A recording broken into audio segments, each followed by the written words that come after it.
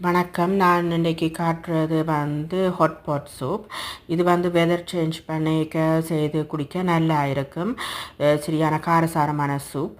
இதுக்குரிய paste hot பாட் பேஸ்ட்டுண்டே விற்கிது. நீங்கள் சைனீஸ் க்ரோசரி ஸ்டோருக்கு போனால் எடுக்கலாம், டிஎன்டியில் போனால் எடுக்கலாம். டிஃப்ரெண்டான ஃப்ளேவரில் டிஃப்ரெண்டான ஸ்பைசி லெவலில் வச்சுருப்பினோம். வெரி ஸ்பைசியும் இருக்குது, மைல்டும் இருக்குது. நான் பாவிச்சிருக்கிறது வெரி ஸ்பைசி. சூப்புக்கு தேவையான பொருட்கள் சூப் நூடுல்ஸ் பிரம்பாக இருக்குது, அந்த சூப் நூடுல்ஸ். மற்றது ஃபிஷ் பால்ஸ், டம்ப்ளிங். மற்றது fish balls, lamb shoulder rolls, மற்ற நாப்பா கேபேஜ். நார்மலாக நான் பாவிக்கிறது பேபி பாக் ஷோய். அது கிடைக்காதபடியாக நாப்பா கேபேஜ் பாவிச்சிருக்கிறேன். நீங்கள் வேணுமென்றால் ஷ்ரிம்ப் போடலாம், சிக்கன், பீஃப் போடலாம். நீங்கள் அதை வடிவாக அவிக்கலாம், இல்லாட்டி ஸ்டீம் பண்ணலாம், இல்லைன்னா பொரிச்சு எடுக்கலாம், நல்லா இருக்கும். நான் இவைக்கு டம்ப்ளிங் விருப்பமுள்ளபடியாக டம்ப்ளிங் போட்டிருக்கிறேன்.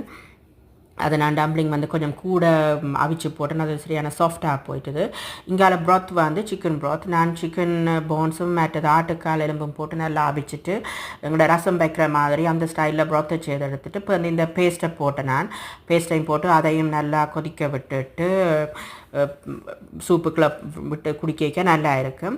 பிறகு எல்லாத்தையும் மிக்ஸ் பண்ணிவிட்டு கார்னிஷ் பண்ணுறதுக்கு கொஞ்சம் க்ரீன் லீவ்ஸ் போட்டேன். நான் கொரியண்டர், மற்றது க்ரீன் அனியன்.